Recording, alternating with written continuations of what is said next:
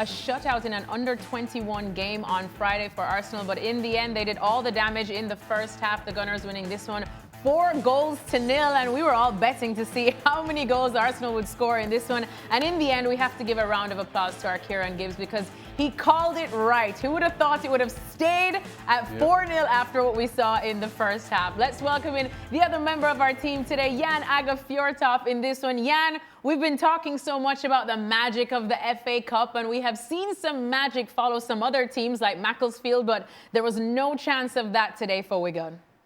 No, they were not. And as there was said on air, I mean, after you get 4-0 after 27 minutes, you think, wow, this is going to be one of those days, 8, 9, 10. But this was a great night, a day out for the Wigan fans. There were over 5,000 there. But yes, I love the magic of the FA Cup. I've been fortunate to play in the FA Cup. And we saw the quotes from Pep Guardiola before this weekend talking about this magic of the FA Cup. And thank God it's somehow back, I will say, because the other teams will see that the big trophy, the Premier League, that's going to be shared between Arsenal, hopefully for Arsenal fans, Manchester City and Liverpool the latest years. So this is the easiest, quote, way to get a title when you play in English football. He can open it up at the drop of a hat, and that's what we want to see more of, week in, week out. That's what he's there for, and that's the quality that he has. Stevie, you wanted to see exactly this from Eze. He may not have gotten the goal, but still, again, reminded us all what he's capable of. Yeah, listen, you want to see good players showing what they've got in the locker, and there's nothing more enjoyable than sitting back in your chair, watching the screen and watching a guy giving the eyes, putting a world-class ball in behind, the perfect weight, and making it easy for Madueke in so many ways. So yeah, you like to see players playing well and creating, and unfortunately he didn't score, but he pretty much did every other thing. Couldn't really ask for too much more. And Jan, what did you make of Eberechi Eze as well? Because we were speaking in the pre-show that this night was really for him to kind of silence any critics, although, I mean, those critics would have been pretty harsh, but just the fact that he's gone on a bit of a goal drought. The last time, though, that he did score, it was a hat-trick in the North London derby, so a good place to leave off. But after he got that, we thought we would see a lot more. You're forgetting something. What? You're going to upset, Jan. Oh, I know. Odegaard's getting pushed out. I know. Don't worry, we'll get to that. But even Jan appreciates great, beautiful, creative football. Right, Jan?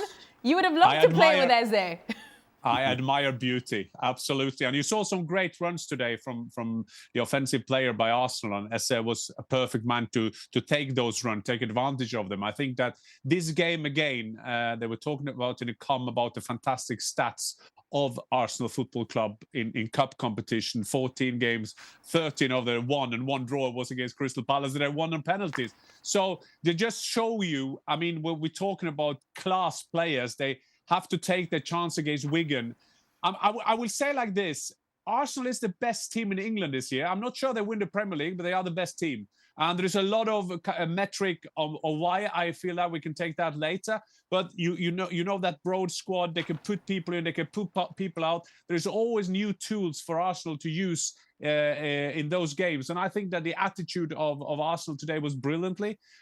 We've all been around in some of these games when you underestimate teams that you play, but they came out there, great runs, and it's I mean the critics, they can't like beauty. Eze is a fantastic player to watch. Yeah, well, Kieran, I want to talk about the two big men up front, or whether or not, because you did say something interesting when we were watching this game, and you were saying, you know what, I kind of like the look of Gabriel Jesus and Gyökeres playing. We don't think that will happen, but if you had to choose, or who should be the first choice of Arsenal, who would it be? It's a tough question. But I feel like Don alluded to it quite well in the comms as well, where he mentioned that Arteta doesn't really have his perfect 11, and I agree. I think you need to be adaptable these days. Different opponents pose different threats, and it's just good that they have a variety of striker to pick from. When Gyökeres is off the boil, imagine having someone like Jesus to come in and take his position, who offers something different. He can threaten him behind a little bit more. His hold-up play is good, even for a shorter guy, and his finishing was there to see today. I think most importantly, does he have a variety of strikers to pick from? Because that's what you're going to need in this running, and you're going to have to be ruthless. Whoever's not performing at this point of the season, you got to come out. And I think that is what Mikel has probably learned from over the last couple of years. I think he's making more tough decisions now this season, where I think his seasons before he may have gone a little bit more with his heart, and I think now he's been a little bit more pragmatic in his selection. But he has such a deep squad to pick from. I think it's a good problem to have. So you're Arsenal coach for a day, right? Would you rather have 3 guys and you're not sure which one to play, or would you rather have one of them who's banging goals in left, right, and centre? Which one do you want? You can only have one. Do you want the 25, 30 goals a season striker, or do you want 3 guys like that you can probably play either or any one of them and get the same thing out of them? I think history would show that you want the first one. You want a striker that is going to be getting you plus 20 goals a season. Every time you see a championship winning side, there's always a striker in there that has one of those seasons. A tried and true. Yeah. Who's your pick? Did you say your pick? Well, they don't have one. The reason I was asking Kieran is because he's an Arsenal man. We can sit here and this is what I would like, but when it's your team, then you get to the crux of the matter. Yeah. And absolutely, I'm the same. I would prefer to have, this is my guy, but I can use the other 2. Not, well, it doesn't matter which one I put in. I'm kind of getting the same. That's a little negative for me. Jan, what do you make of this situation that Mikel Arteta has on his hands, and who would your pick be? Well, it's a very interesting discussion because we have that, because we say maybe it's an advantage for Arsenal to have a lot of players who can score goals. The problem is for Arsenal, when we come into the decisive months now, it's not only that they missed the 20-plus striker, they are missing the guy who scored the 1-0s, the 2-1s, the 3-2 at the end, because they don't have the natural great goal scorer. I've been fortunate to follow Gyökeres the last couple of weeks, and I saw when he came on against Sunderland. I talked to him after the game, and you could just see the relief. And don't tell him that he has scored 7 this season. Tell him that he scored 13, because he live and die from goals. And also the credibility he's got in the team, because, yes, a team will always say, it doesn't matter who scored the goals. Well, it matters when it comes to winning the big trophies, because then you need the best strikers to score your winners. And Arsenal don't have them at that moment. And that is a small disadvantage for them if you compare them with Bayern Munich in the Champions League, or you compare them with Haaland and Manchester City in the Premier League. That even though everything has been going well for Arsenal, we see the creativity, we see different names amongst the goal scorers. Just to have that man like a Haaland, like a Harry Kane, that's your tried and true, that will always get those little 1-0s. I think it's a cause for concern. I think overall the game is evolving, and we are in a different era, and it is centred around, I mentioned earlier, it's centred around structure, it's centred around defensive organisation and territory, and that is what has gotten Arsenal into this position. That's why they're at the top of the Champions League, and that's why they're at the top of the Premier League. And I think that we can be critical that they are lacking creativity. But if you look across the board, set piece numbers are up. Number 9 striker goals are down. You've got teams that get back into their compact shape much quicker these days. And so these statistics show you that the game has entered a new era. And I think that that's why players like Gyökeres and Eze, I think sometimes they get personally criticised. But actually, I think subconsciously it's the game getting criticised, because the game is changing. And so it's a difficult one. It's a difficult one. Of course, listen, you want your strikers to score goals. You want your number 10s to create chances. But at the end of the day, Mikel has a formula, and at the moment, it's working.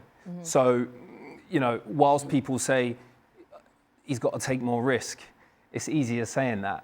But if you're sat at the top of the Prem and the top of the Champions League in late February, it's kind of one of them where it is a They're little doing bit something right. difficult. They're doing something right, It ain't exactly. broke. You're doing It ain't something broke. So right. it's tough. It's it's a tough one. Yeah, and I think I saw you shaking your head. No, not shaking your head is interesting. Absolutely. This is a part of the evolution in football. Absolutely. But I think what you will find the last 5 years, all the teams that have won something, they've had a top number 9, a top match winner. I think all teams have that in common. They've taken the big trophies. Having said that, we also know what history has learned us. If Arteta wins with this team, then we'll in the summer say, yeah, we are what Kieran is saying. Yes, it has changed. And I think that the great advantage for Arsenal this season is in their toolbox, there's so many different tools. Because the disadvantage for a team like Manchester City, of course, if Erling Haaland stops scoring goals, where do they take the goals from? That is the advantage for Arsenal Football Club. But it's all about trophies. We're getting into March, April, May. Those are the golden months. Nobody will ask you where you were in February then. Stevie? He's absolutely 100% right. Nobody cares or remembers who's second. We only remember who sat right at the top of the tree. And at the moment, that is Arsenal indeed. All right, well, they got the job done in the FA Cup for this round, and now I'm sure they'll be turning their attention back to the Premier League title race. These are the odds. Manchester City definitely hot on the Gunners' trail. 4 points separating these two. And yesterday, Kieran, Tijani Reinders said that City are on the hunt for Arsenal, and we keep talking about how it's always easier to chase than it is to lead, especially when you're coming from a Manchester City that has chased down Arsenal before. So what do you make of what Reinders had to say, and who are Arsenal still your favourites to get this done? It sounds very personal, doesn't it? Saying that he's chasing Arsenal. Hunting, he said. Hunting, yeah. Mm-hmm. I mean, I think he's hunting the Premier League, right? It doesn't matter who's in front. And yeah, they've done well to get themselves in this position. I think across the board in the Premier League, you know, no one's really lifted trees this season. There's inconsistency across the board, and so it is, for me, it's going to come down to, you know, probably the last 1 or 2 games, I reckon.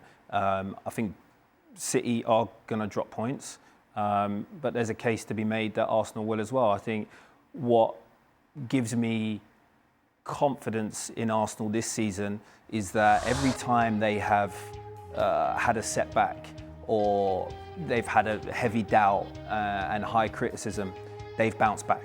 They've bounced back every single time. They lost to Man United, they bounced back immediately and put in a run. They lost to Villa and they put on a run. And I think in previous seasons, when they have been beat, they've let that drag for 2 or 3 games. And it's like a hangover. And they're shaking off those hangovers quicker.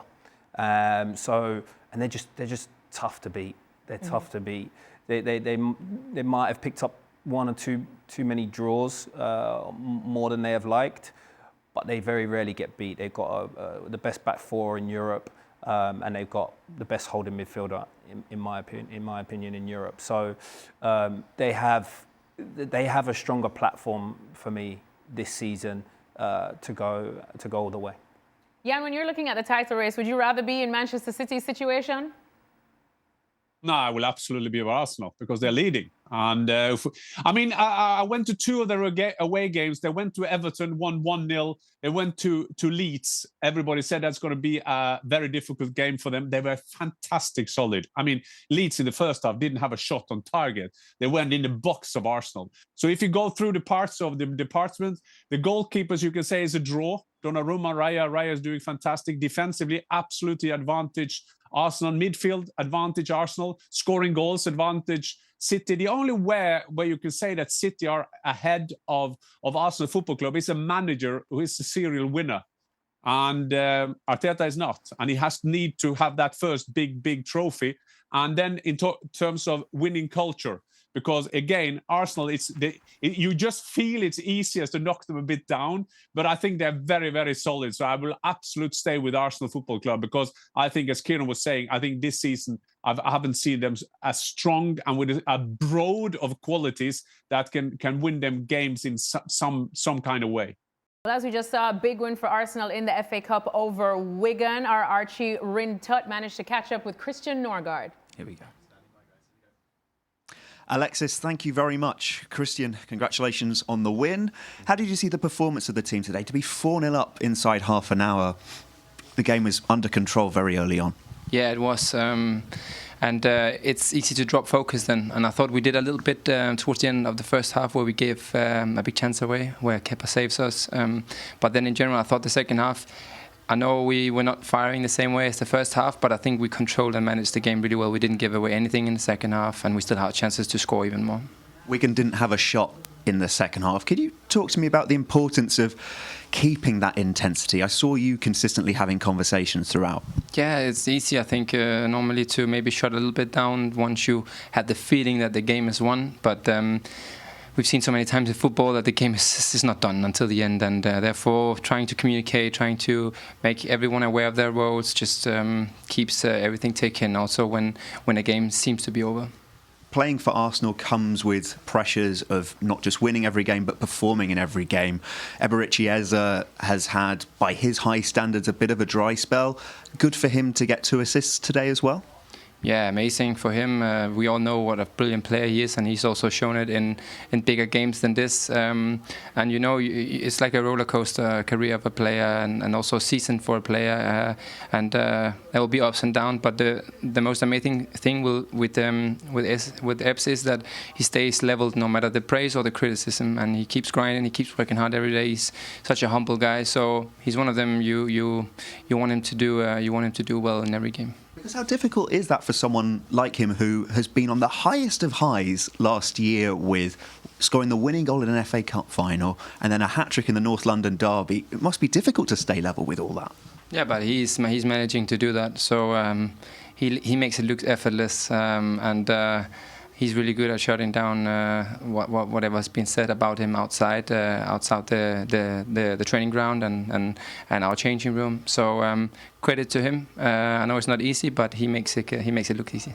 Just a word on yourself. I noticed throughout the game the way that you were communicating with teammates, whether it was Marley Salmon when he came on, whether it was just telling players to just, with Gabriel Martinelli, for example, that, look, I spotted your run, next time. Can you talk to me about how important it is for you to try and recognise your teammates at different moments? Yeah, I think it's those small relations that you try to build them every day, and sometimes on the pitch is even easier to you can make it even stronger. So I know when Martinelli makes it right and he doesn't get it, something inside him will be disappointed, and that's just making him aware that I did see it, and next time you're gonna get it, and then I know he's motivated, and the next time he made the run, he got it, and it's those sort of relationships you're trying to build up as a player, and I enjoy that role. Just finally, with all the games to come, this is why you joined Arsenal. You must be buzzing, excited for all these challenges that are ahead. Well, you say all the right words. I am buzzing. I'm really excited. I love being here. There's not been any frustrations on my side. It's a privilege to be here, and I really think that we can keep competing in all the tournaments that we are right now, because the strength of the squad, the depth of the squad is really big. Christian, thanks for your time. Cheers. Welcome. Thank you. What did you make of what Christian had to say? Sounds like right headspace. Yeah, I love his professionalism. You need those kind of characters in the dressing room. They give you balance, they give you calm, and they give you commitment. You know, you can tell that he feels blessed to be wearing the shirt. That will please the manager, the fans, the board. And yes, he might not get as many minutes as he would like, but every time he steps on the pitch, you can tell that he's been training hard, he's been eating right, living right, and he takes nothing for granted. That is a manager's dream, and I'm sure Mikel will love having him in the dressing room. Do you agree? He's in the terms of the depth chart for their squad. That guy we just listened to is probably in about 23rd position. And listen to how he speaks. Exactly. Yeah. He's delighted to be there. He loves it. You can clearly see they all get... I mean, it's just... Everyone's on the same page. Oh, for a coach, it's absolutely fantastic. As I said, a guy who in the depth charts is you can barely see him. and he's loving life. And you put that down to Arteta? Absolutely.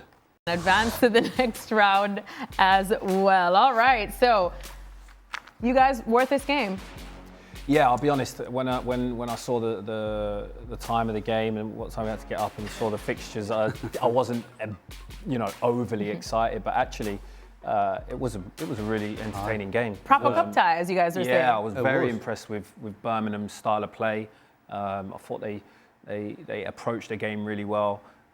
Leeds pretty slow in the first half, but they had a reaction, and then all of a sudden the game just opened up and it just became a slogfest, didn't it? It was from the start to the finish, and I'm including the extra time. Normally, when you go into extra time, both sides go a little safe, and so you generally don't really get an awful lot of all-out attacking. This is one of the best extra times I've seen in a long time. Yeah. Both sides, for both 15-minute periods, were going at it. Now, unfortunately, in the final third, they weren't quite as good as they could have been. But as a spectacle, fantastic. Desire and fight, competitive, just all the things that you want to see. If Birmingham keep playing like that, they'll definitely go for a playoff push, in my opinion. All right, well, as you said, Leeds came out victors in that one. Let's hear from Daniel Farke after the game. What were you thinking when Birmingham City equalised and then almost scored another? Yes, it's football. So we had problems in the first half. They were by far the better side in the first half. We changed our setup then and brought a bit more muscle on the pitch with our leader, Islam Padu.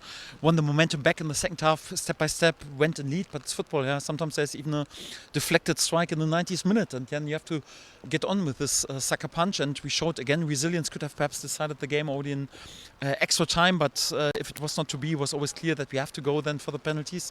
Well taken penalties. Lucas Perry in goal was great, so overall good win. Jan, what did you make of the game? As the guy said, a proper cup tie.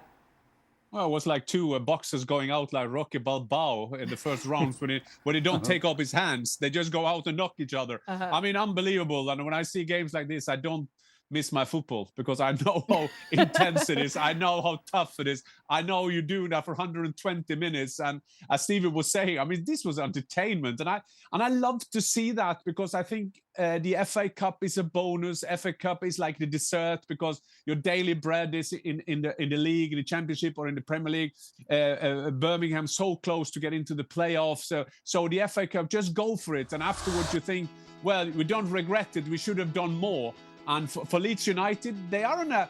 I mean, you can see their position of West Ham has kind of turned the Premier League around. But I think things like this is good for Leeds. It's good for their self-confidence. Yes, it's another game, but it's also a bit of gain of self-confidence. So that was, again, we used the phrase typical FA Cup game. Jan, when you see a pitch like that, does it bring back memories? Does it make you want to go back out there and play? Well, it just keep me remember when I played in Grimsby. It was exactly the ground that time as well. I mean, you say that we would love to play. We just played on these for the whole 90s. And Stevie played there in the 80s probably. And that's how the pitches were like. Imagine how good we were, Stevie, on these surfaces. Imagine how good we will be today. I mean, unbelievable. Scary. Stevie, you played on a couple of pitches like that. You try passing and moving. Other people go, let's passing and moving, lovely. Side to side, yeah. And then they just go, okay, there you go. Get through that. Pass where you're passing and moving. Good luck. Kieran, thankfully we're of an era where things have since improved very well. We're probably the princesses of football nowadays. But looking at that pitch, would you ever go? I mean, I'm sure you must have played some backyard footy in those conditions. No, I mean, I remember a couple of cup ties. We had a Bradford away. I can't remember the pitch there. I think I played against Leyton Orient away. So I'm not too much of a diva. I've done my fair share of dodgy pitches. Kieran's well-hard. He knows that.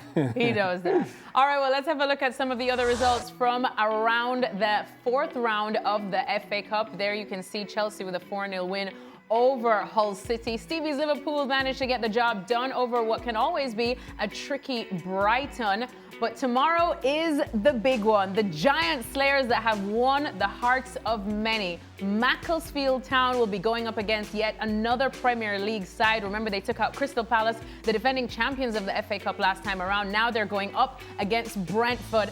All right, Macclesfield, who have absolutely captured the hearts of many. And right now, it's a massive pleasure to welcome Macclesfield record goal scorer Danny Elliott, who's joining us from his car. Danny, I hope we didn't make you wait too long. But I mean, it's a brilliant moment to be living in Macclesfield right now. Just tell us how excited everybody is for what is yet to be another big clash against Brentford.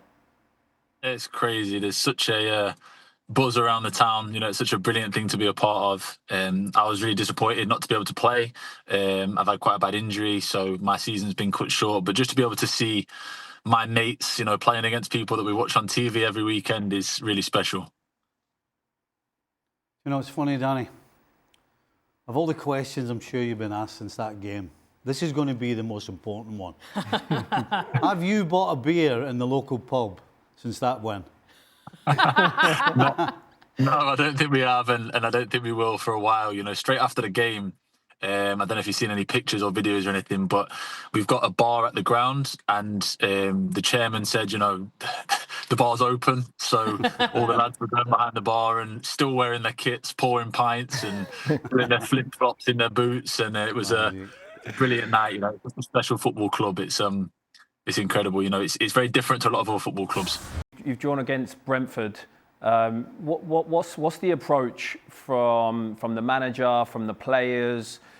Is there a game plan? Are you just taking it in your stride? How are you approaching this next round? You know what, Kieran? I think there's a bit more confidence than there was with the Palace game. You know, obviously we're playing against top class players, so nobody's kind of getting ahead of themselves. You know, we know it's going to be a tough game. We're going to require a stroke of luck, but you know, with the Palace game, I think we were good for it. You know, we did really well in the game. You know, it wasn't as if they had 30 shots and we kind of held on for as long as we could. You know, we were really good for the win, and it's funny because we're preparing for Brentford, and you know they've obviously got a long throw, which is a big threat, but.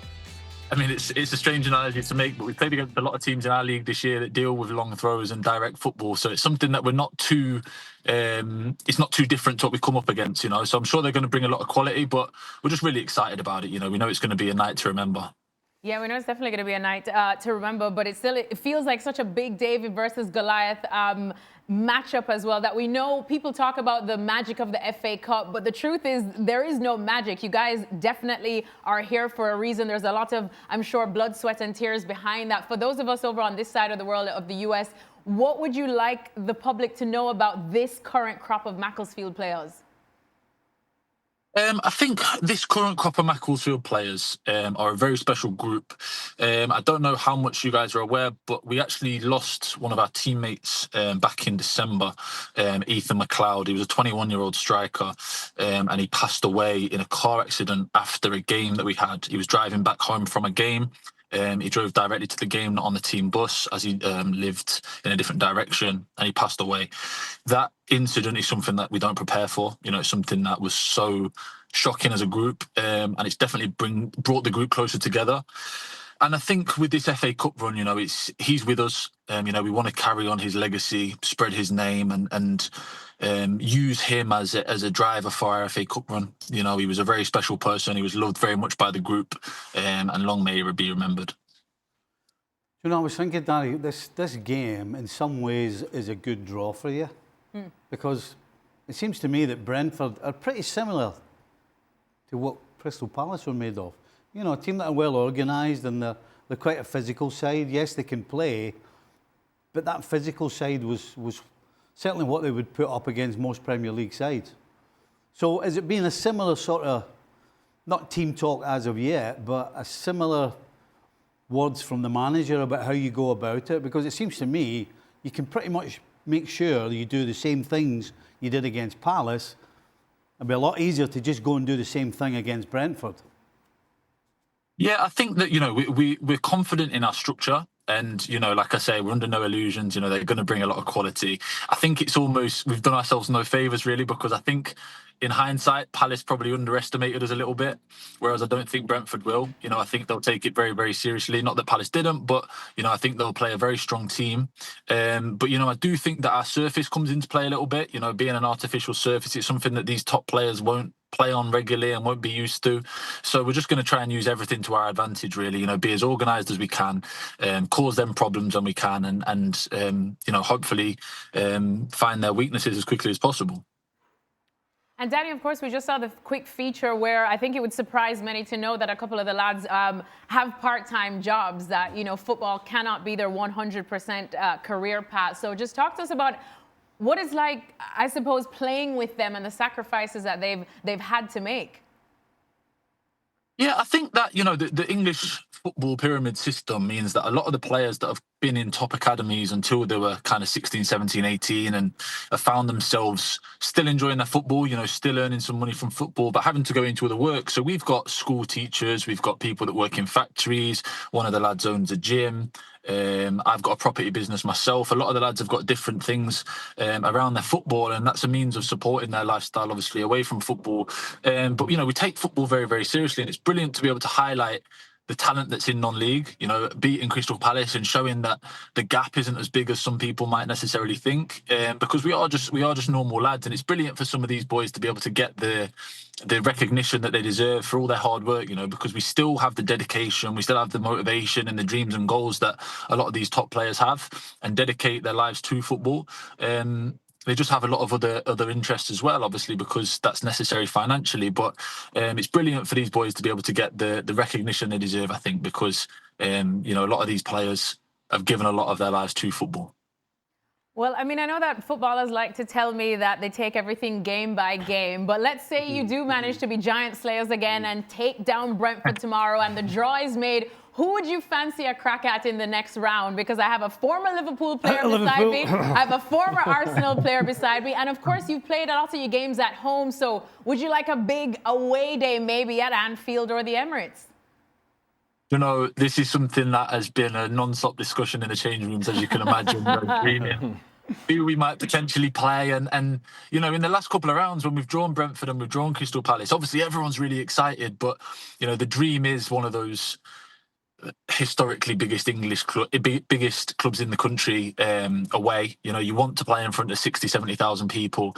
And, you know, it's probably benefited us playing Palace at home rather than at Selhurst Park. But, you know, if we were to beat Brentford, I think that big away day would be what everybody deserves, you know. Well, I've got to say, Danny, I can go on record and say tomorrow I am a Macclesfield fan. We are all Macclesfield tomorrow. We're rooting for you, man. We're rooting for you. Until you draw Arsenal and have to go to the Emirates, and then Kieran will be cheering against you. Thank you very much, guys. I'll let the lads know, definitely. Danny, Elliott, thank you so much for joining us. We wish all you guys all the best tomorrow. You at least have 3 new fans here that will be cheering you on. Cheers, Danny. My pleasure. Thank you, guys. Danny. Cheers, Top man. All right, well, the big one for Danny and Macclesfield is tomorrow, less than 24 hours away now, as they go up against Premier League side Brentford. That's 2:30 p.m. Eastern time, but join us 30 minutes before for the pre-show on ESPN+. And then, of course, we will be talking all about that result, win, lose, or draw for Macclesfield on ESPN FC tomorrow. Plus, we will definitely know who either team gets as the draw will take place. More reaction to that on tomorrow's show. Here's a look at the Bundesliga standings there. So Leipzig in 5th, just 2 points behind Stuttgart in 4th. But Bayern Munich still very much at the top and in control by 6 points. All right, well, Harry Kane, once again, I suppose a stat that would surprise nobody, but he has finally reached 500 goals with club and country. We know he racked up over 200 goals at his time at Spurs, and then at Bayern Munich, he has just been an absolute machine for England as well. So we have to bring in our Jan Fjørtoft in this one. Jan, I mean, it's Harry Kane's world, and we're all just living in it. Well, yeah, absolutely. I mean, he's the best ambassador UK have had in Germany since Kevin Keegan, I guess, who is 75 today, hasn't he? It was yesterday. Happy birthday to Kevin Keegan. He's been fantastic, both on and off the pitch. He has the time of his life, and they love him. Let's see if he can take Lewandowski's record in one season in the Bundesliga, but we'll see how long it will take till they get the signed. He has got 1.5 or 1 and 3 months left of his contract. He had a clause in January that made him maybe had a chance to leave. Of course he won't leave. Why should you leave? He's winning titles. They love him and he scores goals. What's more in life? Kieran, never a doubt that he was going to reach this milestone. Not at all. Not at all. I was lucky enough to grace the pitch with him a couple of times.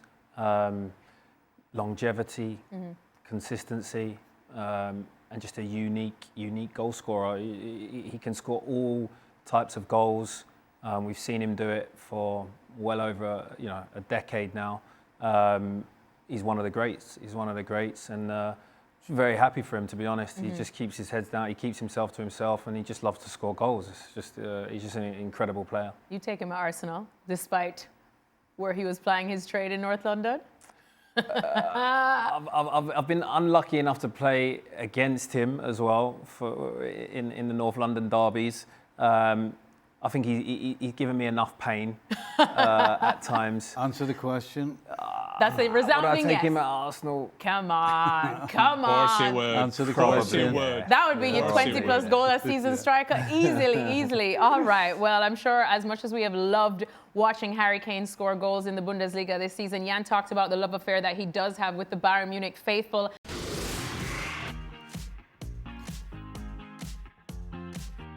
All right, welcome into Extra Time. Alexis alongside Stevie, Kieran, and Jana Gafjortov is still with us. And Stevie, I was saying that Manchester United women only got promoted a few seasons ago, so they're still in the mix. So to be second ahead of 6-time-in-a-row champions Chelsea is a big feat for the gal then. Yeah, Stevie. Thank you. And guess what? The girls have won 5 in a row. You see, when you need a job done well, just get a woman to do it. All right, let's get to the questions, shall we? Everybody knows. First question from Big Al. Yesterday's FA Cup match at Villa Park is not an example of why VAR should remain. It shows that the referees are too reliant on it. Chris Kavanagh was like a fish out of water. Same with his assistant. Too afraid to make a decision. This is the damage VAR caused. Jan, do you agree? Well, first of all, when VAR came, and I still think the principle of that we have a tool that makes it more fair is good. Well, we have discussed this so much. You need to go quicker. You need to have football people understand what football is all about.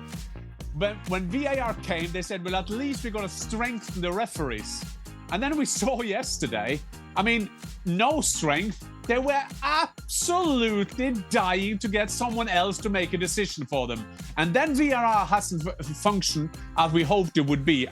Yesterday was terrible. We've had scandals with VAR. We have had scandals without VAR. But wow, the referees need to start refereeing. If VAR takes your confidence away, then do something else, please. It's a difficult one with VAR. It's just always a difficult one. Look, But you feel refs have become too reliant on it? But that's just human nature, right? If you've got a washing machine that's invented, and then you all of a sudden it gets taken away, and you've got to wash your own clothes again, it's going to be a shock, right? So I think it's one of them where, yes, I don't think it should be brought in. Why don't you buy a new washing machine? Stevie, not all of us have deep pockets like you. I think the problem... I've got a crazy idea. Buy a new washing machine. the invention of a washing machine. Yeah, and a better one at that. But I think ultimately, the problem is that VAR has other issues. I think goal line technology should be there, and the offside should definitely be there in all games. But for other things, it's causing too many issues, and that's why people don't like it.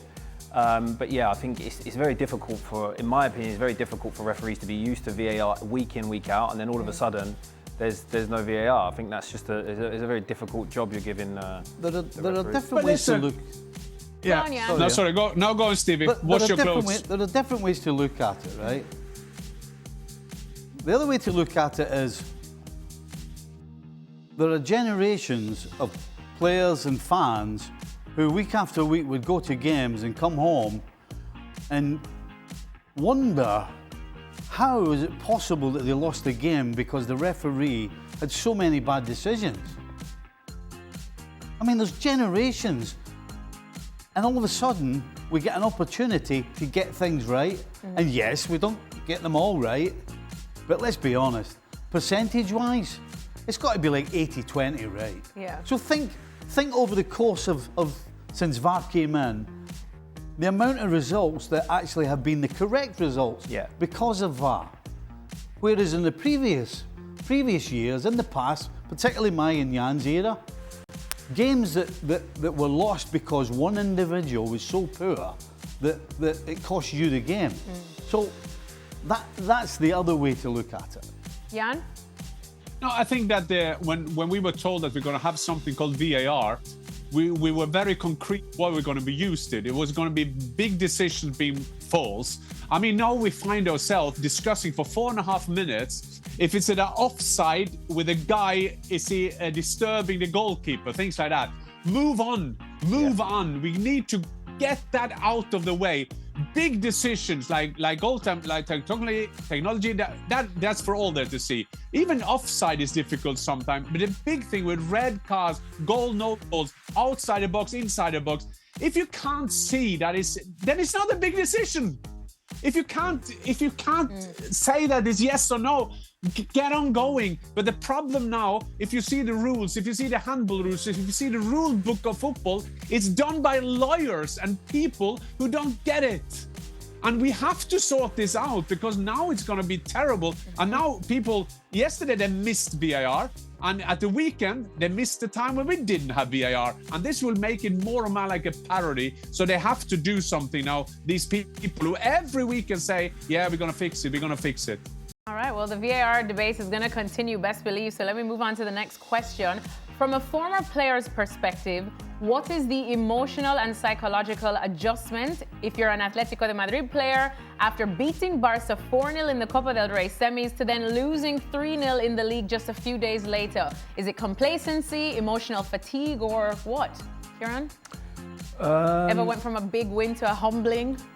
Yeah, I mean, I'm sure Diego Simeone is going to be alarmed with that result today, but also the performance. But maybe they were on a high after beating Barcelona 4-0. That could be the case. Fatigue, mentally and physically.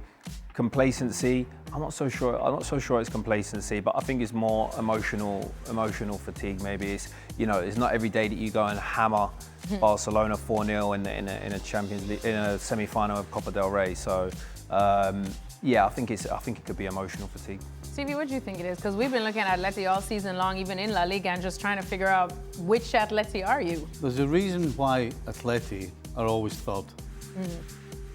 And it absolutely, in my opinion, is down to mentality. The fact that you can be so good and then the next time you step in the field be so bad tells you that there's a mentality problem.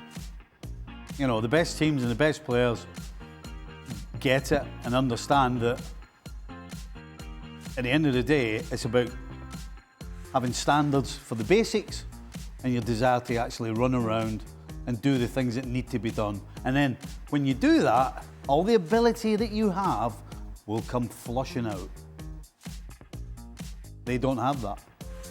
All right. Well, the next question's for Stevie. Stevie, when everyone is fit, who gets benched in picking the best midfield three?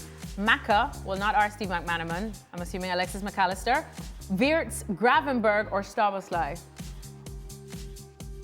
Well, it ain't Szoboszlai. No.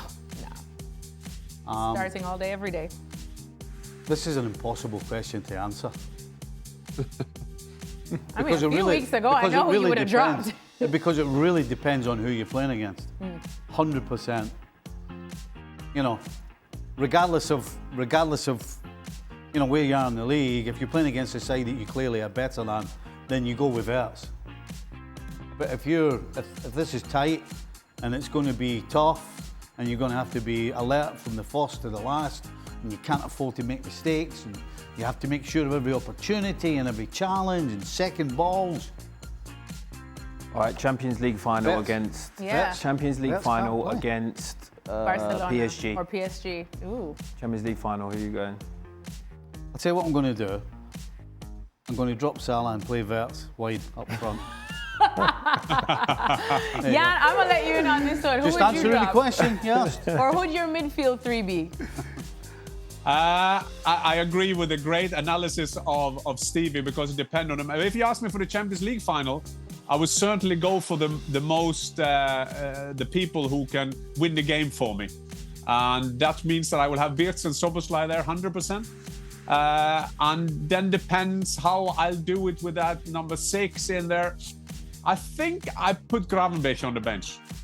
I love that. Jan has never wavered in his support for Wirtz. Never once. He said, Never. let him cook. Never. He said, let my boy cook. I was waiting to and jump now on we're him there as well. I was like, go on, say it.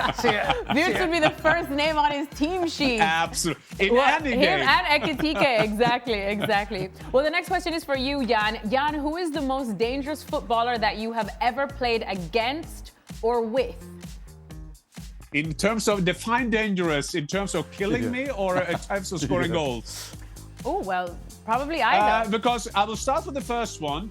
I played against that top Arsenal back four, but they were really a back five because Martin Keown used to play. I still meet him at the grounds now in the Premier League, and every time I know he's there, I put my shin pads on because anything can happen.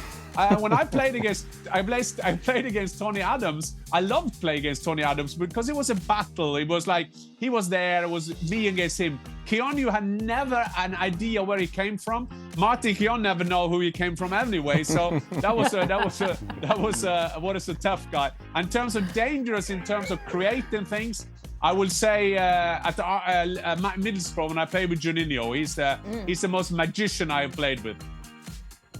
Very cool. Kieran, what do you think of the Arsenal back four? What Jan had to say? What do I think of the back four? I thought it was brilliant. I mean, they were amazing, but Yeah. Yeah, they weren't scared to kick him, they? Nope. Let's put it that way. Nope. That wouldn't fly these days, though. All right, final question. Why do Spurs fans want a coach who understands the club's DNA when that DNA is apparently not winning much for a long time? Kieran, did you send in this question? definitely not me. Shots fired. Stevie's mint stealer. Yeah. Wow. Kieran, you sure you didn't send in this question?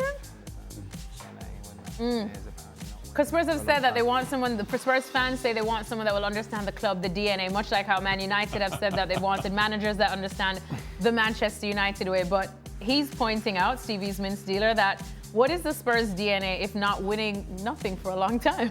Well, I mean, winning aside, you know, if I go back to when I used to play in North London derbies, you know, at White Hart Lane, it was always, they did have a certain style, you know, under Harry Redknapp's, you know, even Pochettino, and they've just come away from that. They just come away from that. I think they don't know, you know, I don't know if it's the move into the stadium, but at the moment, they've just lost all form of identity and DNA, and without that, you're definitely not going to have success.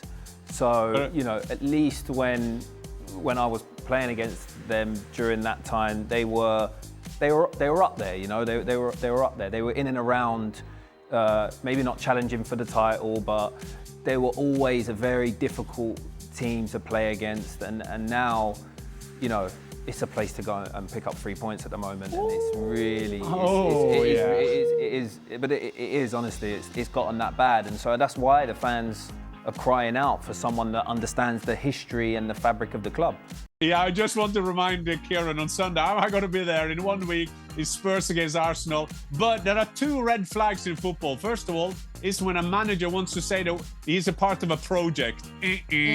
Project, you have to win football games. And secondly is when they talk about DNA of a club. I worked quite often with Peter Schmeichel. If I got £1 every time he speaks about the DNA of Manchester United, I will be a millionaire just in pound this season. The Manchester DNA. So just be aware of that DNA thing. Oh, my days. I mean, remember Ange won us a trophy with Spurs? Exactly. A European trophy, much to my dismay, but we'll leave it at that. Stevie, did you want to throw in 2 cents? No, I think Kieran should have stopped after he opened with winning aside. I mean, that's about as low as it gets. Yeah, pretty much. Winning aside. I love how Kieran was firing shots today. I love a feisty Kieran. That's brilliant, man. Well, feisty Kieran, I think we'll be back tomorrow, right, Kieran? Yes, I'm back tomorrow. Oh, he'll be back tomorrow. Macclesfield, of course. Oh, yeah. We'll see if Macclesfield get the better of Brentford and who they can draw in the next round. If they do on ESPN FC, make sure to join us then on ESPN+.